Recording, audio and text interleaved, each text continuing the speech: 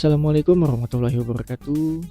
Halo teman-teman, balik lagi di podcast aku. Belum ada nama podcast, masih sama namanya, bukan nggak diganti-ganti lagi kok.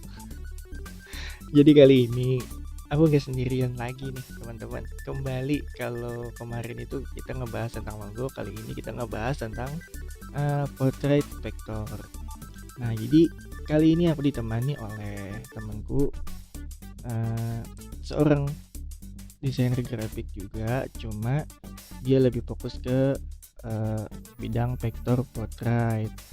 Jadi dia juga punya banyak portofolio dan IG-nya nanti kalian pasti tahu lah intinya ya siapa yang bakal ngomong di sini. Jadi langsung saja kita sapa dulu orangnya nih sudah bergabung. Halo Alam. Halo. Nah, ada suaranya. Gimana kabarnya sekarang, Lam? Alhamdulillah masih sehat. Bapak Bintinur gimana kabarnya? Sudah lama kita tidak bertemu. Sangat lama ya. 1 tahun adalah. Hampir kayaknya. Hampir 1 Ya, tahun. selama COVID. Sebelum COVID pun kita udah jarang ketemu gitu. Asli. Perkenalkan diri dulu, Lam, biar lebih afdal, Lam. Boleh. Halo, perkenalkan nama saya, nama gue. Pakai apa nih? Enaknya. Nama aku aja ya. Nama aku Rizky Alam. Teman-teman biasanya manggil aku Alam ya. Tapi kalau ada beberapa orang yang memang gak ada akhlak ya, manggil aku tuh Mbah Nature, anjay. Mbah Nature. Iya. Nggak tahu itu istilah sebutan dari siapa itu, lupa juga ya. Ada pencetusnya tuh pasti itu. Iya pastilah. Tapi buat lucu-lucuan gak apa-apa lah. Oke, nggak baperan ya. Santai aja. Oke, siap. Kesibukan sekarang apa, Lam? Kesibukan sekarang ya ngerjain orderan kalau ada orderan, kalau nggak ada orderan ya nganggur gitu. Nganggur. Ya kalau ada kesempatan bikin tutorial di YouTube, terus ngeblog juga. Tapi sekarang sudah jarang ngeblog juga sih. Oke. Lebih sering di YouTube. Oh, jadi YouTuber ya? YouTuber. YouTuber ya sekarang ya. Waduh. Abang YouTuber ya bang. Gitu kan. Kurang lebih seperti itu. Cara ngejeknya lah. Kalau dari segi luar pekerjaan, sekarang masih menjalani kuliah sih sebenarnya. Kuliah dan ya memasuki semester akhir ini. Banyak sekali cobaan-cobaannya, apalagi di kala pandemi. Ya doakan aja lah, moga-moga bisa lulus. Amin, lancar sampai hari H. Amin ya Allah. Lanjut, Lam. Jadi nih kali ini kita ngebahas tentang portrait vector, Lam. Jadi nih karena Alam di bidangnya, jadi kita mau sharing-sharing seputar portrait vector. Ini teman-teman juga banyak yang nanya di kolom pesanku di Instagram. Itu katanya kapan ngomong sama Alam, kapan bikin video sama Alam. Nah, aku nggak suka bikin video karena aku nggak terlalu pede di kamera kan. Jadi ya udah bikin podcast aja lah sama Alam, gue tahu.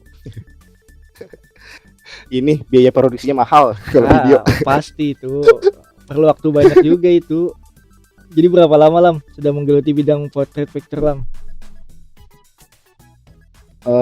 Menggeluti mungkin mengenal dulu ya, mengenal portrait itu pertama kali tahun 2000 waktu aku SMK tahun 2013 kalau nggak salah. Waduh. Nah waktu itu ya? Guru waktu itu sebenarnya tugas dari guru. Jadi waktu 2013 itu kan memang belum populer banget nih namanya vektor portrait. Jadi lumayan susah juga gitu kan. Pas dikasih tugas membuat vektor wajah ya, mengubah wajah menjadi kartun, itu kita sekelas gelagapan tuh, bingung gimana caranya bikinnya kan. Ya, karena memang masih awam sekali itu ada vektor portrait. Belum ada YouTube buat tutorial juga ya. Pada waktu itu sudah ada sebenarnya. Sudah ada karena ya karena dikasih tugas itu, terus aku coba searching di Google, searching di YouTube, ternyata ada itu tutorial dari channel yang namanya eh, Ndop atau Bang Zofar. Oh, Bang Sopar ya, tahu-tahu. Yoi, Oh, itu sesepuh lah Iya. ibaratnya bisa dibilang seperti itu ya. Dia pencetus jasa vektor pertama mungkin di Indonesia, nggak tahu juga, tapi dia bilangnya seperti itu sih dari tahun 2007 katanya. Waduh, Itu bisa dibilang lama-lama lagi. sesepuh lah Iya, dia tuh. pasti itu deh. Nah, setelah itu ya ada tutorialnya, ya udah aku ikutin kan. Nah, karena memang aku basicnya ini desainer, jadi aku waktu SMK itu jurusannya multimedia. Jurusan multimedia, jadi ya tiap hari kalau diberi tugas paling bikin poster, spanduk dan lain-lain lah itu. Pokoknya seperti itu. Nah, ketika diberi tugas membuat vektor potret, akhirnya ketemulah itu membuat vektor potret di YouTube. Tutorial Bang Zofar. Akhirnya ya belajar dah dari situ, dan ternyata susahnya minta ampun, ya Allah. Beda sama bikin poster biasa ya. Iya. Karena ini cukup baru ya, bikin karakter wajah gitu, ibaratnya menjiplak kayak itu kan. Nah, waktu itu sampai hampir seminggu kayaknya ngikutin tutorialnya itu. Dan memang hasilnya ya bisa dibilang sampah sekali. Ya pertama kan pasti perlu pembiasaan dulu. Asli. Bahkan lah, aku kan sudah ngasih yang terbaik nih, kan. Terus guruku bilang itu auto trace. Kalau yang nggak tahu, auto trace itu jadi ada menu di CorelDRAW ya. Iya. Jadi sekali klik langsung jadi vektor gitu. Jadi foto bitmap sekali klik jadi vektor, dan itu memang hasilnya jelek banget sih. Jadi berarti vektor yang aku bikin dulu tuh tahu lah ya, pasti jelek gitu. Semua pernah jelek ya, Pak. Semua pernah jelek sebelum menjadi bagus. Itu prosesnya. Asli, dan vektornya masih aku simpen sampai sekarang. Masih ada, cuman masih disembunyikan ya. Pernah nge-share sih, tapi ya gitu, banyak yang ngehujat. Udah pasti. Asli. Dari 2013 tuh. 2013 dikasih lama. tugas kan. Terus untuk kalau menggelutinya tuh jadi ada tahap hiatusnya aku tuh dari 2013 cuman bikin satu vektor itu, terus nggak ada lagi bikin apa-apa. 2014 2015 itu masa hiatus karena kelulusan, dan juga aku kerja waktu itu. Kerja di studio film gitu. Nah, 2015 baru muncul nih hype lagi nih vektor potret. Nah, akhirnya mulai lagi tuh. Aku mulai mendalami lagi yang namanya vektor potret, mulai cari referensi, bikin vektor-vektor ke adik waktu dulu itu kan, karena masih belajar. Bikin vektor adik, bikin vektor mama, bikin vektor teman-teman gitu. Dan akibat portofolio juga buat latihan juga, bahan latihan juga kan. Karena ya aku merasa vektorku yang awal-awal itu memang kurang layak jual waktu itu. Jadi ya memperdalam ilmu dulu lah beberapa bulan itu. Nah, dan akhirnya karena responnya positif, akhirnya ya sudah jual lah vektor itu, jual jasa vektornya. Oke. Begitu. Jadi tahun 2013 mungkin bisa dibilang 2015 baru fokus di vektornya. Oh, jadi dari 2015 ya sudah mulai aktif, bener-bener aktif di vektor ya? Ya, sudah buka jasanya juga. Oh, udah 5 tahun dong berarti, lumayan itu. 5 tahun ya, nggak kerasa asli. Iya, asli. Iya, 5 tahun. Gila. Iya. 5 tahun loh, lumayan. Time flies so fast. Perkembangannya pesat nih alam nih. Aku merasa malah nggak terlalu banyak perkembangan sih. Tapi yang kami lihat sebagai audiens alam tuh pesat gitu. Sampai nyiptain semoga lumayan loh. Iya. Semoga. Nah, terus Lam, selanjutnya nih untuk sebutan untuk pelaku vektor seperti alam tuh biasanya disebut apa? Kalau kami kan biasanya nih, kalau orang yang suka ngedesain terus ngerjain desain A, B, C, D, E, F itu biasanya disebut sebagai graphic designer, atau yang biasa bikin logo terus itu sebutannya sebagai logo designer. Nah, kalau alam tuh biasanya sebutannya itu apa orang nyebutnya? Kang Gambar kan, Aduh. ada yang bilangnya Kang Gambar ya, Kang Jiplak apa-apa lah gitu. Ini perlu kita luruskan nih Lam, perlu kita luruskan nih sebutannya ini Iya. apa ini. Aduh, kalau ini ya, kalau ibaratnya kalau desain graphic design Iya. itu orangnya graphic designer. Nah, kalau yang vektor ini berarti tambahin R aja jadi vektorer gitu ya. Enggak bercanda. Itu. Jadi apa ya? Oke. Kalau kita sih bilangnya vektor artis nih. Vektor artis ya. Dan itu ya belum itu juga sih. Itu kalau vektor artis itu kayak nggak ada pencetusnya juga gitu. Kita cuma nyebutin itu aja gitu. Nggak apa ya, ibaratnya nggak resmi lah, ibaratnya sebutnya nggak resminya itu vektor artis atau vektoris kalau disingkat ya kan. Ya singkatannya jadi Vektor vektoris ya. artis. Iya, kalau kita ya bisa bebas aja sih, yang penting produknya vektor aja gitu. Iya. Soalnya banyak kan yang teman-teman bilang misalnya, oh dia itu Kang Gambar tuh bukan vektor artis, oh dia tuh Kang Jiplak tuh, ini segala macam. Harus diluruskan nih sebenarnya seperti ini nih. Iya. Vektor artis sih kami biasanya bilang. Vektor tapi artis. Ya balik lagi ke terserah orang masing-masing mau ya. menilai kita. Masing-masing aja.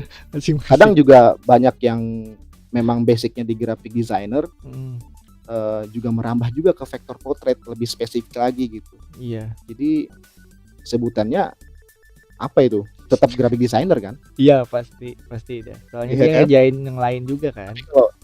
Kalau spesifikasinya ya mungkin bisa dibilang vektor artis, atau mungkin lebih spesifik lagi vektor portrait artist. Jadi khusus untuk membuat vektor wajah gitu kan. Bisa disebut sebagai ilustrator nggak sih Lam? Ilustrator. Kan kita tuh apa sih ngegambar ulang ya, menyerupai bentuknya cuman versi kita. Nah itu tuh bisa disebut sebagai ilustrator nggak sih? Iya, bisa jadi sih. Tapi setahu aku ya kalau ilustrator itu mereka menggambar dari kertas kosong gitu. Jadi tanpa ada patokan, karena kalau kita kan ibaratnya ngejiplak dari foto aslinya. Iya, ada base-nya lah intinya lah. Ada base-nya. Kalau ilustrator tuh kan mereka menggambar dulu, sketsa dulu, terus gambar, menjadikan sketsa itu menjadi digital produk vektor gitu. Oh, berarti kalau penyebutannya sebagai ilustrator itu keliru ya? Bisa jadi sih. Oh jadi bisa jadi apa mungkin sih? Lebih ke spesifik aja. Kalau ilustrator itu kan ibaratnya mencangkup semua kan. Bisa dia mengerjakan vektor portrait, bisa mengerjakan ilustrasi dari hasil sketsa yang mereka bikin. Nah kalau yang memang yang aku geluti sekarang, mungkin aku kan bukan ilustrator gitu, aku nggak menggambar terus aku sketsa terus aku bikin vektor. Aku kan bikin sebuah foto, aku jiplak menjadi sebuah vektor gitu. Jadi lebih rada spesifik lah untuk panggilannya. Nah, karena memang vektor portrait ini kan ibaratnya produk baru ya, yang mungkin baru beberapa tahun ke belakang gitu. Kalau ilustrator kan mulai dari zaman dulu banget gitu kan. Kalau produk vektor yang lebih spesifik ke wajah ini kayaknya baru-baru aja gitu, dan berbeda banget sama graphic design terus ilustrator gitu. Kalau dari perspektif aku lah. Jadi intinya beda-beda ya tapi yang Alam geluti itu lebih spesifik lagi tuh. Betul banget. Oke. Nah, ini yang paling sering ditanyain juga nih Lam. Juga nih. Bedanya portrait vector sama pixel portrait itu apa? Kan biasanya kita bikin itu pixel itu aja bukan vector. Itu vector itu bukan pixel aja. Nah, itu bedanya gimana sih? Iya, banyak banget ini yang mungkin mereka asal sebut tapi nggak tahu apa sih bedanya vektor sama pixel ya. Betul. Jadi mungkin aku akan menjelaskan dulu sedikit. Nggak apa-apa lah, menjelaskan lah tentang vektor itu apa, terus pixel itu apa, atau raster atau bitmap ya. Jadi vektor itu kan ibaratnya gambar yang terbentuk dari satuan garis. Jadi apabila gambar itu diperbesar, itu gambar tuh nggak akan pecah karena terbentuk oleh satuan garis. Bedanya sama pixel atau raster atau bitmap, itu adalah gambar yang terbentuk dari satuan titik. Nah, jadi apabila diperbesar gambar tersebut, dia akan terlihat lah titik-titiknya. Jadi Kotak-kotak terlihat ya. seperti pecahan kotak-kotak gitu kan. Nah, itu Pixel. bedanya basis dari satu gambar. Nah, terus vector art sama pixel art itu bedanya di software pengolahnya. Kalau Oh. vektor kan ibaratnya dibikin di software pengolah vektor. Nah, contohnya seperti CorelDRAW, terus Adobe Illustrator, terus yang terbaru kan ini ada yang namanya Affinity Designer, ya kan, dan lain-lain. Nah, kalau pixel art itu bisa, itu kayak sebutan baru gitu loh. Jadi singkatan dari vector pixel art.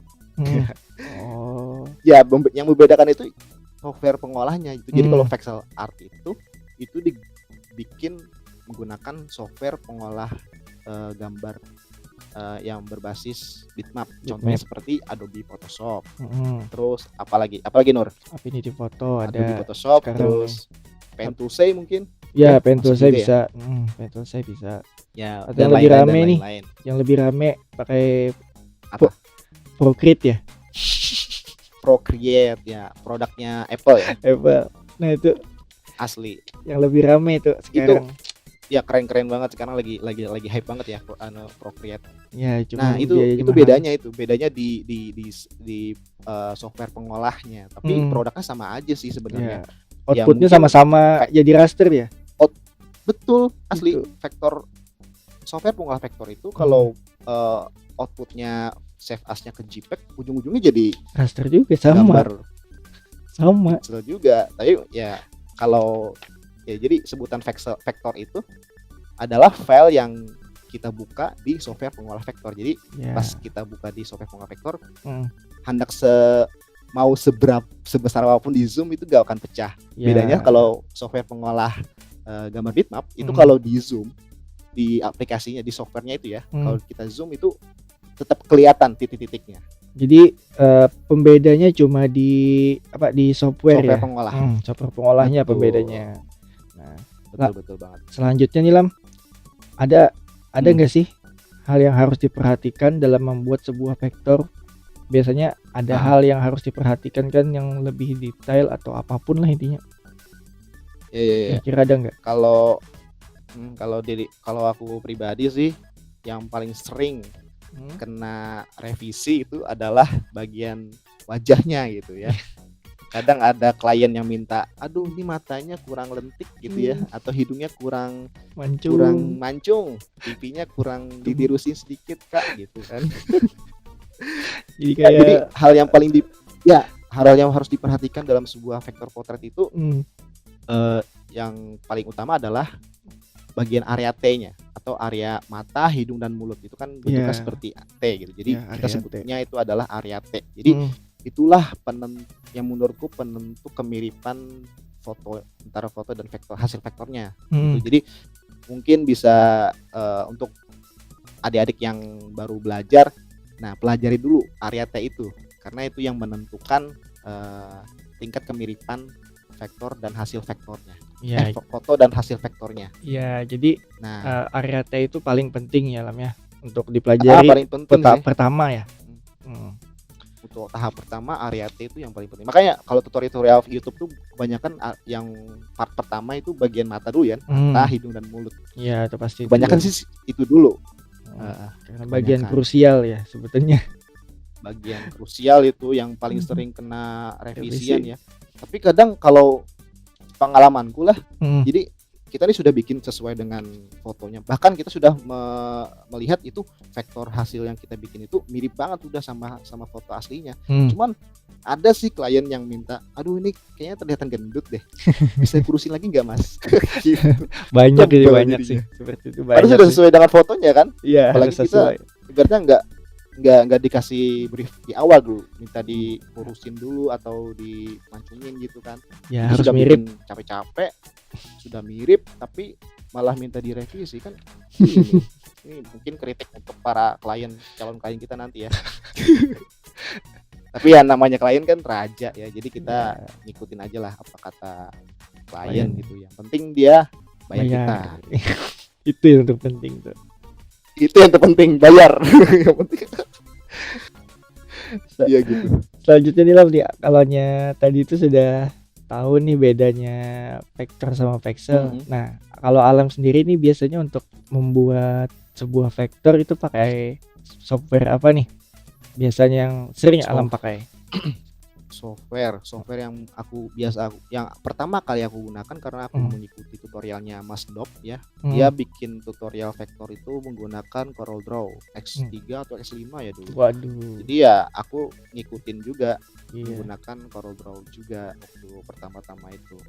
Padahal aku basicnya memang bikinnya biasanya kalau bikin poster dulu kan, bikin poster spanduk di Illustrator atau enggak di Photoshop. Karena tutorial di CorelDRAW akhirnya merambah juga di CorelDRAW. Bikinlah juga. Nah, tapi sekarang karena ada software baru nih yang mungkin bisa jadi alternatif para teman-teman desainer atau vektoris ya. Ada yang namanya Affinity Designer. Oh, ya Affinity itu. Affinity Designer ini bisa dibilang ya ini ya. Bisa dibilang kompetitor yang cukup mumpuni untuk pengolahan vektor ini karena memang fitur dari lengkap segi fitur, harga pun murah banget. Asli. Gitu. Parah sih murahnya. Ada link affiliate-nya enggak Lam? Aduh. Dikiranya aku marketing ya. Ya kali aja kan lumayan. Bahasanya bahasa marketing banget ya. Iya makanya lumayan. Ya gitu ya, bagus banget sih softwarenya. Jadi kalau teman-teman ada yang bosen pakai CorelDRAW, bosen pakai Adobe Illustrator, cobalah Affinity Designer. Affinity Designer bisa jadi brand ambassador nih gue. Asli. Oh ya, Alam juga di YouTube juga bikin tutorial menggunakan Affinity ya, kebanyakan sekarang ya. Betul. Selain Corel. Terus nih menurut Alam nih untuk bidang portrait vector masih menjanjikan gak di tahun 2021 nantinya sebagai side job yang lumayan efektif menambal dompet sebelum gajian. Biasanya nih para mahasiswa tuh penasaran kan mau belajar yang seperti ini nih. Nah, itu kan biasanya pusing itu mikirin akhir bulan kan. Makanya itu ada gitu kan. Tim promah gitu. Tim promah. Iya, tim promah namanya kami sebutannya itu kalau di kantor tuh biasanya Lam. Tim promah, akhir bulan promah, awal bulan hedon. Nah itu biasanya tuh menurut Alam tuh 2021 atau tahun depan nih masih memungkinkan nggak sih untuk jasa portrait vektor ini? Oke. Apakah masih menjanjikan atau enggak gitu ya? Pengalamanku lah. Nah masalahnya di sini Bang, aku tuh gak punya pekerjaan lain selain ngevektor gitu ya. Jadi bisa dibilang ngevektor ini adalah main job aku, main job aku gitu selama jadi kayak semua kebutuhan yang aku perlukan selama ya hampir 5 tahun ini ya itu bergantung pada penghasil vektor ya. Vektor ini. Iya, jasa vektor ini. Bahkan pandemi pun gak terpengaruh ya. Pandemi pun terpengaruh ya. Enggak. Masih aman. Kalau secara tidak langsung sih terpengaruh karena memang klien kita kan ibaratnya lebih terfokus pada kebutuhan sehari-hari dibandingkan kebutuhan sekunder kayak gini kan. Iya. Masih menjanjikan cuman nggak terlalu menjanjikan. Gimana sih? Menjanjikan cuman nggak terlalu recommended gitu. Ya kalau dilihat dari pengalamanku yang sudah 5 tahun ini, aku merasa ya cukup aja gitu. Ya masalah cukup atau enggak cukup itu kan tergantung kita sendiri kan. Iya, itu pasti. Kalau dilihat dari sekarang internet kan sudah mudah banget nih diakses, terus sekarang juga marketplace juga banyak banget gitu penyedia jasa kayak seperti contohnya Fiverr, terus apalagi ada pokoknya ya semacam itulah. Nah, jadi mungkin nggak dipungkiri juga karena semakin banyak tutorial ya kan, semakin banyak juga nih bisa dibilang teman-teman yang sudah bisa membuka jasa, berarti bisa dibilang kompetitor lah ya. Jadi pinter-pinter cara kita memasarkan branding itu kita tuh seperti apa supaya lebih menarik daripada yang lain. Nah, terus banyak juga sih contoh-contoh teman-teman yang sudah sukses di bidang vektor ini ya. Ada yang sudah bahkan nggak jarang gitu loh orang yang sudah mempunyai jabatan yang lumayan di suatu perusahaan, terus malah resign dan memilih nge-freelance karena memang nge-freelance vektor potret ini ya kalau misalkan kita fokus dan fokusnya maksimal di vektor potret ini bisa menghasilkan juga gitu kan. Ya apapun lah, pekerjaan apapun lah, kalau misalnya kita fokus passion intinya. dan maksimal konsisten ya. Biasanya buat buat para pemula nih baru mencoba 1-2 kali bikin vektor malah aduh susah nih, males gitu kan. Nah mungkin memang jalannya nggak di situ. Nah tapi yang memang passion dan maksimal di bidang ini pasti akan mendapatkan hasilnya lah. Ya tuh, tapi prosesnya agak panjang ya Lam ya. Nah prosesnya agak panjang. Apalagi Bang Dinur ini kan. Aduh, Bang Dinur ini guru saya. Dia sudah pernah berantem sama klien loh, parah emang, gila. Kebalik aku yang guru padamu, Mbah Alam. Tidak mungkin dong. Anda guru semua guru. Masih ada loh inboxnya loh. Masih ada DM-nya pertama kali nanya soal bibir loh. Oh iya. Masih ada BBM, aduh. Masih ada. Saya yang berguru pada Anda. Ya kita punya segmen masing-masing lah. Ya itulah itu. Desainer, saya di vektor potret. Gitu. Ya saling banyak sharing aja dari pengalaman Anda. Ya, Apalagi alhamdulillah. pengalaman horor Anda ya. Aduh, kalau itu di luar dari ekspektasi saya itu. Di luar dari job desk design. Lanjut lah terakhir nih. Nah, teman-teman yang biasanya mau mulai menggeluti bidang vektor potret, kira-kira tips buat mereka pertama kali memulai itu apa sih kalau dari Alam? Jadi kasih tips buat mereka gitu buat lebih semangat lagi. Ya buat pemula gitu. Bukan pemula sih sebutannya, cuman buat yang baru mau memulai gitu. Kalau pemula kan terlalu jatuh banget tuh, terlalu di bawah banget tuh, anggapannya nggak bisa megang PC sama sekali mungkin, apa tuh mungkin bisa disebut pemula. Yang baru mulai lah intinya, yang baru mau memulai di bidang vektor potret. Betul. Sama harus dari mana dulu? Kan biasanya yang lainnya tuh bingung tuh cara belajar dari mana dulu. Nah, tuh Alam bisa kasih tips nggak? Beberapa aja. Jadi untuk para yang pemula ya, sebenarnya kuncinya konsisten sih, konsisten, terus nggak ibaratnya nggak pantang menyerah lah, mencoba hal-hal. Ibaratnya kayak kalau membuat vektor ini kan harus memakan waktu yang cukup lama gitu untuk bisa membuat vektor kita tuh bisa dibilang itulah layak jual lah sebenarnya. Nah, semakin kita belajar banyak, semakin berkualitas lah hasil vektor kita, dan itu juga bisa menentukan harga vektor yang kita itu kan kita patok gitu.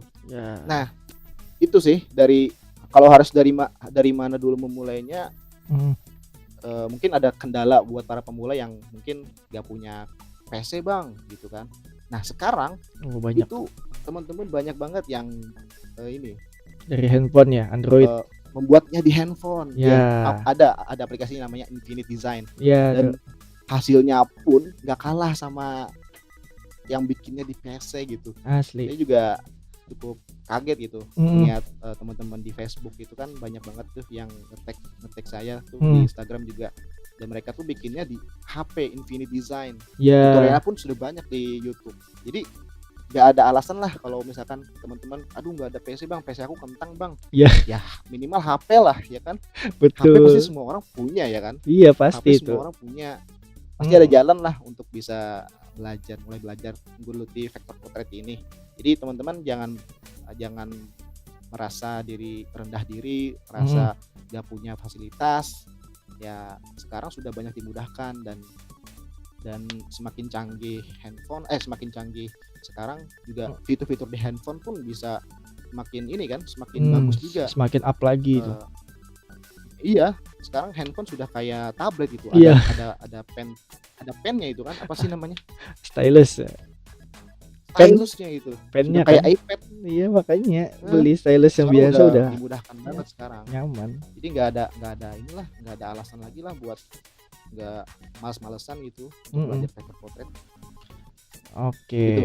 Mungkin bisa jadi inilah suntikan semangat untuk para pemula. Iya. Kita juga awalnya dulu bikin jelek juga gitu. Pasti Tapi kan itu. kita berprotes. Ya nikmati aja lah prosesnya dari awal, dan banyak yang sudah sukses juga dari hasil buka jasa menggunakan handphone itu. Iya Banyak banyak kok. sih. Banyak Banyak banget. banyak teman-teman Dan saya juga. juga bersyukur juga. Makanya sekarang Banyak nggak juga ada yang itu kata terlambat.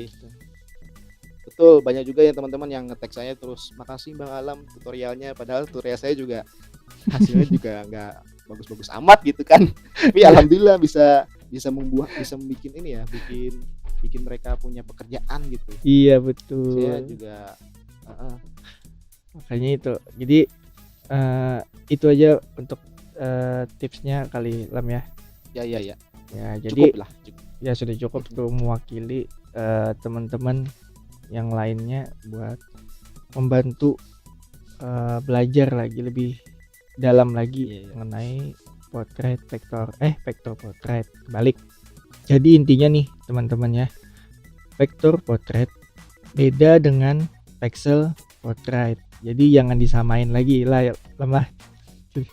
Banyak yang masih menyamakan tuh tadi tuh. Jadi ini sudah ditarik kesimpulan kalau vektor sama pixel itu berbeda. Tapi dalam suatu klasifikasi ilustrasi potret tuh kurang lebih seperti itulah mungkin. Vektor juga dibuat dengan aplikasi pengolah vektor, bukan pengolah pixel seperti Photoshop atau yang lainnya. Di vektor ini bisa dibikin menggunakan aplikasi pengolah vektor seperti CorelDRAW, Illustrator juga sama, dan satu lagi ada Affinity. Dan aplikasi lainnya juga banyak sih sebenarnya. Jadi sampai sini dulu untuk episode podcast kali ini.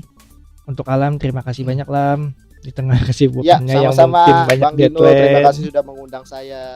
Ya. Terima kasih sudah mengundang saya. Sama-sama. Jadi di tengah kesibukan banyak deadline Alam. Ya bersyukur sajalah. Ada nggak ada juga bersyukur.